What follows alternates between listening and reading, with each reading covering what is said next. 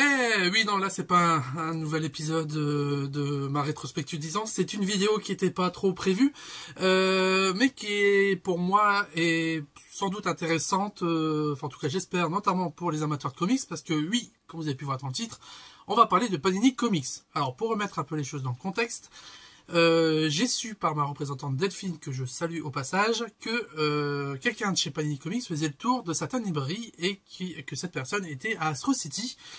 Et du coup, je lui avais dit, hey, moi je veux comprendre un peu mieux Panini Comics, leur fonctionnement, tout ça. Et si jamais cette personne veut venir sur Dunkerque, parce que Dunkerque, c'est pas très loin, welcome. Et du coup, ça c'est fait. J'ai reçu la visite d'Emile, qui est chez Panini depuis 5 ans. Donc en même temps, j'ai pris des notes donc pour essayer d'un peu de structurer le truc, parce on a discuté comme pendant un bon petit moment.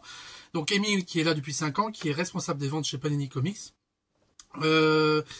Donc en fait, il est venu, on a discuté pendant pardon, une bonne heure. Donc dans le rayon comics, je l'ai un peu présenté la boutique et le rayon.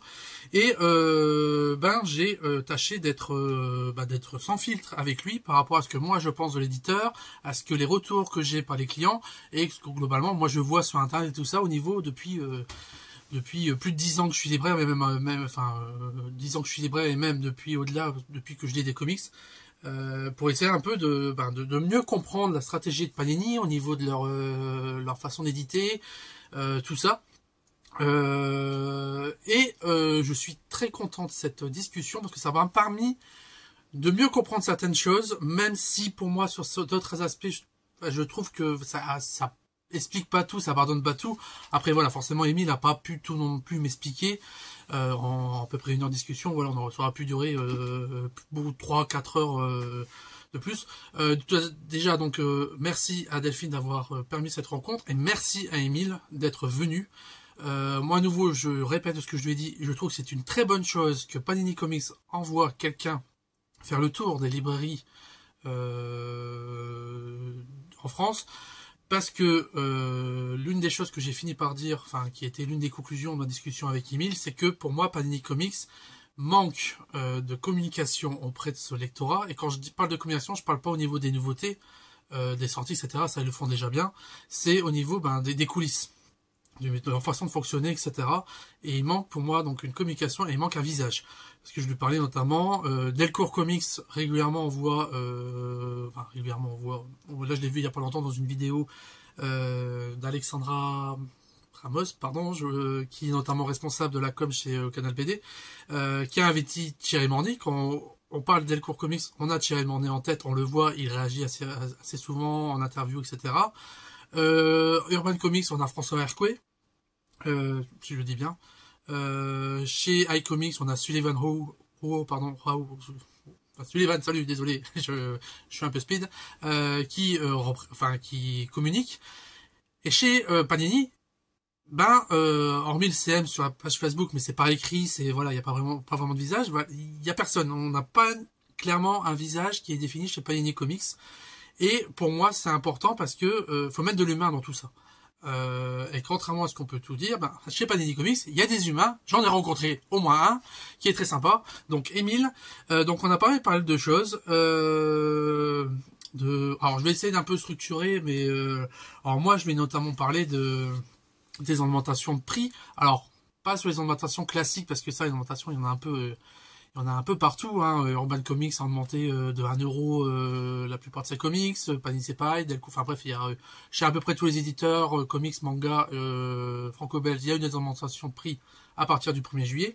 Mais je vais notamment parler des intégrales comics, en expliquant que nous on a pas mal de clients depuis que c'est maintenant, je crois que c'est 36 euros, plus d'une trentaine d'euros. On a plein de clients qui ont réduit clairement leur achat d'intégrales, et qui sont sur des titres genre Spider-Man, X-Men, mais qui clairement ne peuvent pas suivre. Et moi j'ai évidemment il y a plein de facteurs qui l'expliquent.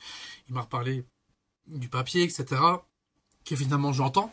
Mais maintenant c'est au niveau des rééditions. Moi je comprends pas comment ça se fait qu'on avait des rééditions d'intégrales qui datent de 10, 15, 20 ans, qui étaient à 23, 26 euros, et qui aujourd'hui sont à plus de 30 euros. Ça, il m'a en partie expliqué. Il dit parfois, il me dit notamment, parfois quand ils rééditent des intégrales, alors déjà, parfois ils mettent beaucoup de temps parce qu'en fait, ils attendent d'avoir du nouveau matériel aux États-Unis.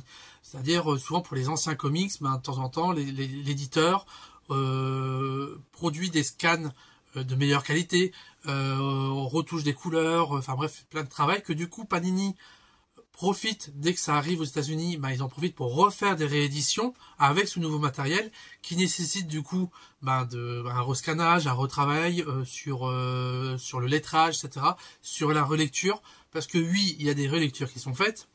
Alors là, c'est une autre des choses que j'ai parlé, c'est au niveau des erreurs de traduction qui sont régulièrement pointées du doigt par sur Panini Comics. Dès qu'il y a une erreur de traduction, on a je ne sais pas combien de comptes qui regardez, encore Panini, ils ont encore fait une coquille, ils ont encore fait une coquille, ils ont encore fait une coquille. Alors déjà, il m'a expliqué que, contrairement à ce qu'on pouvait croire, c'est que beaucoup de traducteurs qui travaillent sur les bouquins de Panini Comics sont en commun, sont aussi des traducteurs qu'on va trouver ailleurs, qu'on va trouver chez Urban, qu'on va trouver chez Delcourt, etc. Donc, par exemple, le studio Macma, qui est un studio où il y a notamment Edmond Touriol qui travaille, si je me rappelle bien, qui est notamment le traducteur de Walking Dead, qui a fait un travail génial et qui a fait plein d'autres choses. Voilà, ce studio-là, par exemple, a travaillé pour plusieurs éditeurs. Donc du coup, ça ne veut pas dire que parce que on voit les erreurs de traduction de Panini, c'est parce qu'ils ont forcément des traducteurs qui sont mauvais. Alors, il y en a peut-être moins bon que d'autres, il y en a peut-être certains qui travaillent plus avec Panini que chez d'autres, enfin, mais bon. Bref, Emile m'a dit, mais alors on a des traducteurs quand même pas mal qui sont en commun avec d'autres. Une des choses qu'il m'a expliqué aussi, c'est que il le reconnaît, effectivement, Panini Comics a une très mauvaise image, contrairement à Urban, contrairement à Delcourt, etc. Et que forcément, dès qu'il y a une petite erreur, hop, on leur tombe dessus un peu systématiquement. Et c'est un peu moins le cas chez les autres éditeurs, et c'est vrai que dès qu'il y a une erreur chez Urban, chez Delcourt, etc., ce qui arrive aussi, c'est vrai que moi je le constate sur les réseaux, etc., c'est beaucoup moins pointé du doigt, ou en tout cas quand c'est pointé du doigt, voilà, c'est pas comment, il n'y a pas une vendetta qui se met en place, comme presque à chaque fois chez Panini. Alors ça, il me l'explique aussi par le fait forcément sur le marché, ce sont eux qui produisent le plus, ils sont le plus présents. Je vais notamment expliquer que là, pour les mois à venir, octobre, novembre, décembre, on a quasiment 40 comics par mois. Donc forcément, en étant plus nombreux sur le terrain, forcément, ils sont plus sujets à se faire repérer sur les coquilles. Alors forcément, vous produisez plus, le risque d'erreur est beaucoup plus important et beaucoup plus visible. Alors, ce qui pardonne pas non plus les erreurs de... Alors, juste déjà pour dire, je ne fais pas cette vidéo pour tout pardonner à Panini, pour faire ah non mais Panini, en fait on s'est trompé, machin, voilà, je ne suis pas payé par Panini, ni rien, je m'en fous, je m'en tamponne. J'ai dit ce que j'avais à dire à Emile, il a reconnu plein de choses, il est très, comment dire, enfin, il est très, il connaît la réalité du terrain, il connaît la réalité des choses, il reconnaît qu'il y a plein d'erreurs, etc., et qu'ils essayent de changer, qu'ils tentent de changer. Donc, et moi j'ai entendu pas mal de ces arguments, et c'est vrai que, effectivement, sur les erreurs de traduction, souvent ce sont eux qui sont pointés du doigt. Le fait qu'ils sont un catalogue beaucoup plus important, forcément ils sont plus sujets à ce que les erreurs soient visibles par rapport à d'autres éditeurs qui produisent moins de choses, ce qui, encore une fois, ne pardonne pas non plus les erreurs, mais voilà, c'est vrai que dès qu'il y a une erreur chez Panini Comics, on a tendance à plus la pointer du doigt que s'il y a une erreur chez iComics, chez Delcourt ou chez Urban. Alors qu'il y en a. Il y en a, mais c'est vrai qu'on entend beaucoup moins parler. Alors moi, j'ai aussi... donc bon, ça, voilà pour au niveau des erreurs de traduction, que voilà, finalement, il y avait comme des traducteurs en commun, et que, oui, on avait l'impression qu'il y avait beaucoup plus d'erreurs, mais qui pouvait aussi s'expliquer par le fait qu'il y avait beaucoup plus de comics. Donc faudrait, je sais pas, après il faudrait calculer sur le nombre d'erreurs par rapport au nombre de bouquins vendus, enfin de sorties par rapport à d'autres, voir le ratio, si effectivement il y a beaucoup plus d'erreurs chez Panini ou pas au final. J'ai autre chose à faire, si vous voulez le faire, allez-y. Moi, j'ai aussi expliqué, c'est que j'avais une impression de beaucoup trop de collections chez Panini Comics. Alors, il y avait quand même un mieux, parce qu'avant, il y avait quand même les 100%, il y avait plusieurs, il y avait 100% qui étaient en gris, en blanc, il y avait, bref, il y avait vraiment une impression de les collections à petit prix, etc. Enfin, il y avait beaucoup de collections. Et là, en fait, ils tendent vers, grosso modo, 4 grandes collections, les intégrales, qui qui reste quand même quelque chose qui est quand même important et qui est sur la base globalement qui est quand même bien fait. Après le prix, tout ça, les traductions, voilà, c'est encore autre chose, mais sur le principe, c'est une bonne idée. En gros, les bouquins à 15 €, en gros les 100% Marvel, les Deluxe et les Omnibus. En vraiment 4, il y a ça, ils se rajoutent de temps en temps, ponctuellement, des Marvelverse, des collections à petit prix, notamment la Deadpool par rapport à la sortie du film, et qui sont des collections temporaires, qui donnent l'impression de beaucoup de collections, mais qu'en fait sont des collections temporaires, et c'est vrai que, effectivement, c'est pas des collections qu'on a tout le temps. Donc voilà, bon, par exemple, la collection Must-Have, ils vont beaucoup réduire le rythme, parce que, comme il m'expliquait, ils sont arrivés à une centaine de must-have publiés, et forcément le concept de must-have au bout d'un moment c'est de publier les meilleurs récits, les plus plébiscités, etc. Et forcément en ayant publié déjà une centaine de titres, au fur et à mesure, c'est vrai qu'on constate que par moment le choix est plus aussi pertinent qu'au début avec du Civil War, Spider-Man bleu, etc. On sent que voilà, ils cherchent un petit peu peut-être des titres, donc ils sont peut-être arrivés au bout un peu du concept de la collection must-have. Donc ils ont raison d'arrêter. Alors après, il m'a expliqué aussi que la licence Marvel, le truc c'est que ça a installé en France depuis beaucoup plus longtemps que DC Comics, par exemple. En France, on a le côté plus, voilà, avec les Strange, Nova, etc. Vraiment des enfants de chez Marvel qui aujourd'hui ont une cinquantaine d'années. Donc ils ont un public qui est beaucoup plus ancien que le public DC, et c'est vrai que je le constate en boutique, le public, on va dire 40-50 ans, est beaucoup plus un public Marvel, et par contre chez Urban Comics, 40-50 ans, c'est un peu moins présent, on est plus sur la 30-40 à peu près. Ouais, 25-35 ans à peu près. Et du coup, forcément, un lectorat vieillissant, qui a vu pas mal d'éditeurs passer, et qui forcément sont de plus en plus exigeants. Et en fait, leur collection multiple aussi, leur but c'est de s'adresser à plusieurs publics. Ils essaient vraiment de s'adresser à leur public. Ce public de 40-50 ans qui vieillit, qui a été habitué au premier comics Marvel, etc. Donc notamment le public intégral. Donc c'est pour ça qu'ils ont créé les intégrales. Ce public-là est aussi intéressé par les nouvelles séries. Donc c'est pour ça qu'ils font les 100% Marvel et Deluxe, qui intéressent aussi des générations plus récentes. Il y a aussi les omnibus qui captent notamment des lecteurs de longue date aussi, parce que ça permet d'avoir dans des gros volumes des séries complètes. Donc voilà, donc ils ont plusieurs publics qui les suivent, qui essaient de capter, garder le public qui est toujours là vieillissant, et d'essayer de renouveler en publiant toujours les nouveaux events, en créant des collections à petit prix pour attirer des jeunes lecteurs. Je pense à la collection qui faisait là régulièrement une fois par an à 6 €, bon, qui sont un peu cassés la gueule. Les Marvelverse qui sont des petits ouvrages vraiment pas cher. Là, il y a la collection chez Deadpool là, qui est quoi, 4-5 €. Enfin bref, voilà. Et donc il a essayé de m'expliquer que voilà, qu'il y a une production, enfin qu'il y a une telle multiplication de public chez Marvel que forcément ça les oblige un peu quelque part à proposer essayer de proposer une offre assez riche. Même si pour moi, voilà, je trouve quand même qu'il y a quand même beaucoup trop. Voilà, 40 comics par mois, c'est beaucoup trop.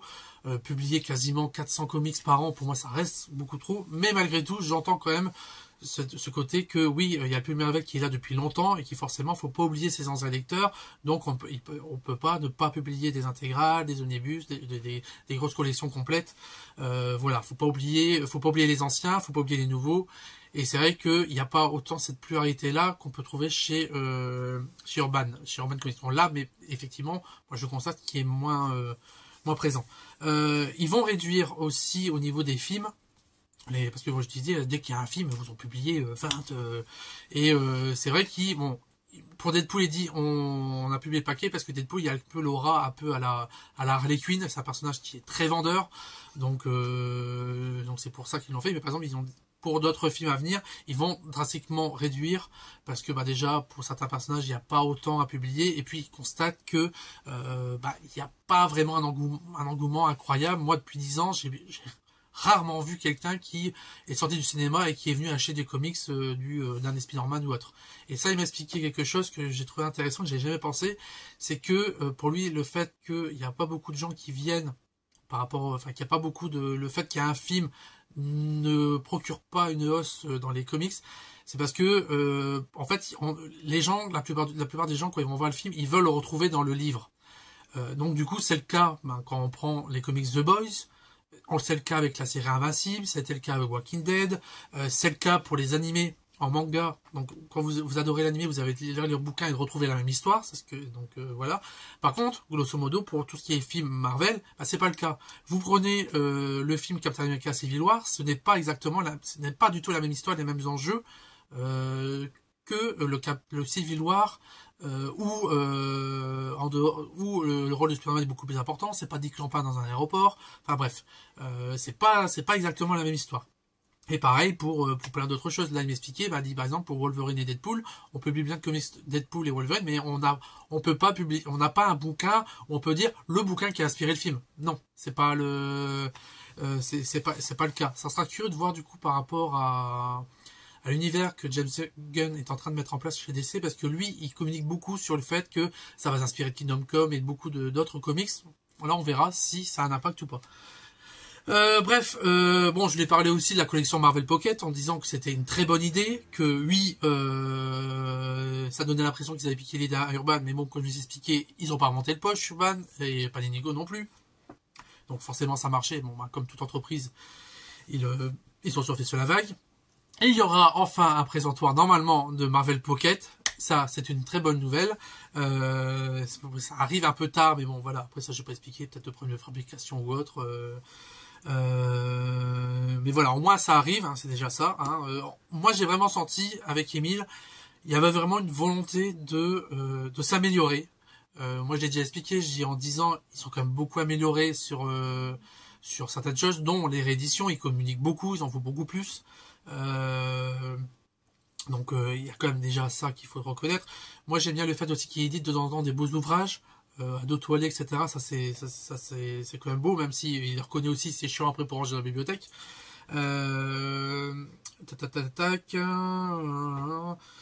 Réduire, bon voilà. Alors je vais un peu expliquer aussi, ils font des comptes fermes pour les éditions en dur de Star Wars. Donc les comptes fermes en fait, c'est que quand on commande, nous globalement quand on commande des bouquins chez un éditeur, on peut le retourner à l'éditeur si jamais ça se vend pas. Quand c'est un compte ferme, c'est-à-dire ce bouquin on peut pas le retourner. Si on en prend 10, on n'en vend pas, on est condamné à rester avec le 10. Je lui ai demandé, mais pourquoi avoir fait ça? Donc là, il a m'expliquer, mais il y a plein de choses à prendre en compte. Et en fait, globalement, c'est aussi une question de public. Il y en a qui adorent le souple, il y en a qui préfèrent le dur. Il a vu que certains libraires ne prenaient que le dur, par exemple. Et en fait, tout ça aussi, le fait de compte faire, ça permet aussi de financer d'autres choses derrière. Bon voilà, donc après, il m'a pas tout expliqué en détail, parce qu'il y en aurait pour des heures. Il m'a aussi expliqué aussi un truc, alors ça excuse pas tout, mais il m'a dit, on peut expliquer que oui, il y a beaucoup de choses qui sont publiées. Une question de il y a beaucoup de publics différents, même si encore une fois je trouve qu'il y a beaucoup trop de choses. Et là il m'expliquait que par exemple en fait sur Marvel, grosso modo, il ne publiait que 50% de ce qui était publié. Donc on se dit, allez, vu tout ce qui est publié, il se dit ça représente que 50% à peu près. Voilà, il dit que bon, il y a quand même un écrivage qui est fait, même si je trouve que c'est pas encore assez, mais bon, voilà. Voilà, donc les films, etc. Bon, moi, je l'ai dit aussi par rapport aux intégrales, ok, vous faites, il y a du retravail, il y a le papier qui a augmenté, etc. Mais par exemple, moi, j'ai cité sur les exemples de Conan, l'intégrale, où certains intégrales, il n'y a même pas 10 comics, l'équivalent 10 comics VO. Voilà, il a reconnu là après que Conan, bon, c'était un peu notre paire de manches, et que effectivement, c'était pas un signe positif à envoyer au lectorat. Après, il m'a expliqué très rapidement qu'en fait, oui, Conan est chez Marvel, Star Wars est chez Marvel, mais en fait, limite, de ce que moi j'ai compris, c'est limite comme si en fait ils n'avaient pas une seule licence à gérer, ils avaient 3 licences, parce qu'il dit il y a l'univers Marvel qui a un truc effectivement un sacré bordel parfois à gérer, mais finalement Conan c'est un autre monde à part et Star Wars c'est encore autre chose. Donc forcément c'est pas évident. Moi personnellement, j'étais en train de me dire, finalement, est-ce qu'il faudrait pas mieux que laisser tomber Star Wars et Conan pour leur permettre de souffler un peu, même si je pense que évidemment financièrement, ça reste comme intéressant. Bref, tout ça pour dire que moi j'ai fini moi pour lui conseiller vraiment. Il faut vraiment que Panini Comics se trouve un visage des humains. Moi, Émile, c'est que je trouvais quelqu'un de très sympathique, très compétent, très terre à terre, très des pieds face à la réalité des choses. Il a conscience de pas mal de soucis. Bon, après, évidemment, il prêche aussi par sa paroisse, c'est normal. Mais globalement, j'ai trouvé quelqu'un qui était à l'écoute, qui voulait bien faire. Donc moi, je trouve ça important. Donc moi, pour moi, vraiment, il faut qu'il y ait un visage. Pourquoi pas Émile, je ne sais pas. Il faut vraiment qu'il puisse communiquer sur les coulisses, voilà, expliquer que au niveau des intégrales, on réédite parce que il y a du nouveau matériel qui a été fait, il y a comme des réécritures qui a été fait, mais ça on le sait pas forcément. Donc un peu expliquer. Alors là, il m'a parlé notamment des podcasts que Panini font et où apparemment ils expliquent aussi pas mal de leur choix. Donc allez regarder aussi leur podcast. J'ai pas eu l'occasion, apparemment quand même l'écoute est plutôt intéressante, plus que les vidéos qu'ils faisaient au départ, où en fait ça leur prenait trop de temps, et en fait ils préfèrent se poser un peu plus pendant une demi-heure, 3/4 d'heure, ça leur permet de parler de choses beaucoup plus détaillées et beaucoup plus plus à l'aise, etc. Moi je vais conseiller aussi, je dis, il y a beaucoup de youtubeurs qui ont des chaînes comics et je sais régulièrement qu'ils essayent d'interviewer un peu les éditeurs et c'est vrai que souvent ils aimeraient interviewer Panini. Je leur dis vous devriez aller chez ces gens-là qui ont une audience, qui sont passionnés et qui veulent aussi avoir des réponses. Et je pense que ça pourrait être intéressant. Alors ça demande du temps, mais voilà, allez, alors je sais plus c'était quoi YouTube. Je crois que c'est 10h47, je sais plus exactement, qui sont trois lecteurs de comics qui interviewent pas mal de monde et qui aimerait avoir Panini Comics. Je pense aux rubriques de G qui a eu l'occasion notamment d'avoir François Hercouet chez Urban, des collectionneurs, etc. qui vraiment brassent un peu l'ensemble des portraits de lecteurs de comics, donc les lecteurs de comics, ceux qui travaillent dedans, etc. Donc c'est intéressant, ça pourrait être intéressant que quelqu'un de chez Panini soit là-bas. Je sais pas, je pense à Max Faraday, il y a d'autres que je connais pas ou j'oublie. Pour moi c'est important, il faut vraiment qu'ils y soient parce qu'on voit François Hercouet chez Urban, on voit Sullivan chez iComics, on voit Thierry Morny chez Delcourt, mais c'est vrai que c'est Panini, on voit personne. Même si effectivement on commence un peu à voir Émile. Voilà pour la vidéo qui dure. J'ai bien fait de la faire sur YouTube parce que sur TikTok ça aurait été trop long. Donc j'ai mon cadre qui est perché. Je suis gras du front. Hein. Je suis en train de manger mon sandwich là qui est en train de réchauffer. J'ai pas fait la blague, hein, mais à un moment je me dis je vais bouffer un Panini devant la vidéo. Mais voilà. Montrez-vous, montrez un visage. Moi c'est ce qu'il faut. Il faut de l'humain là-dedans. Et c'est vrai que l'image que pour l'instant qui est renvoyée de chez Panini, que c'est un peu le côté un peu froid. Et pour moi il faut vraiment que vous ayez un visage qui vous représente. Afin voilà de montrer mon côté sympathique et humain. Parce que oui, il y a des choses à dire chez Panini Comics, il y a des choses à dire malgré tout, même si ce qu'Emile m'a dit pas mal de choses, je vois certaines choses d'un autre angle, mais voilà, encore une fois, pour moi je trouve qu'il y a quand même beaucoup trop de choses qui sont publiées par rapport au milieu du comics en France. Mais bon, voilà. Et malgré tout, pour moi, il faut un côté humain. Alors, il y aura toujours des gens qui vont râler, malgré tout. Parce qu'il y a des gens qui aiment bien râler pour toujours. Alors, je dis pas qu'il faut pas râler, mais parfois faut essayer aussi d'aller un peu au-delà. À force de taper, bon, peut-être pas un moment. Bon, on va essayer de se poser et aussi de dire ce qui va bien, parce que oui, il y a quand même des choses qui vont bien. On a quand même globalement une offre Marvel qui est quand même intéressante. Bon, les prix, ça dépend sur certaines choses, mais globalement, ça peut aller par rapport au reste du marché. Après, voilà, on peut pas tout acheter, mais voilà, moi, je trouve globalement, l'offre, pour moi, est peut-être trop riche, mais il y en a une. On sent quand même une amélioration au niveau des rééditions, ils essayent un peu de se poser au niveau des collections. Ils essaient de faire les choses bien, notamment en proposant de temps en temps des beaux livres, en fin d'année. Donc voilà, moi, je leur souhaite quand même de communiquer beaucoup plus.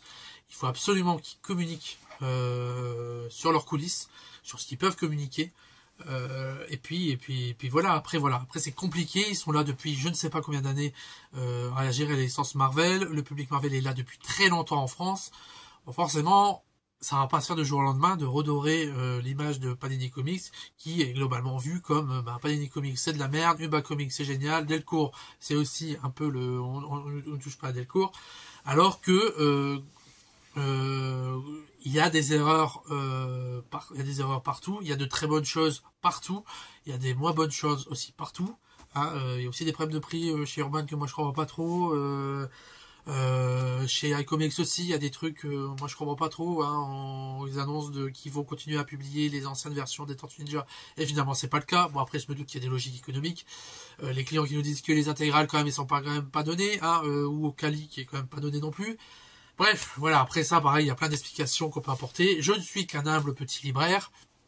J'espère avoir apporté le petit caillou, un petit caillou pour essayer de faire comprendre certaines choses sur le fonctionnement de Panini Comics par rapport à ce qu'on m'en a dit. Encore une fois, je ne suis pas payé par Panini Comics, je m'en branle complètement. Hein, d'ailleurs, voilà, hein, je le dis régulièrement quand ça va pas. Hein, Émile, il a, je lui ai dit plein de choses, voilà, que je ne comprenais pas, qu'il a tenté de m'expliquer, que pour certaines choses je comprends, d'autres un peu moins. Voilà, bon, les trucs du problème de traduction, ok, il y en a qui sont en commun avec les autres. Alors après non plus, ça ne pardonne pas les erreurs de traduction. Et pareil chez d'autres. Hein, voilà, mais c'est vrai que je suis assez d'accord sur le fait que on a tendance à taper sur celui-là qui est le plus présent. Bref, je vais m'arrêter là, hein, 27 minutes. Hein, j'espère que si vous la voyez, que ça vous aura intéressé. Et puis voilà, hein, je vous souhaite des bisous. Moi, je vais essayer de manger parce que c'est bientôt l'heure du boulot. Voilà, allez, salut!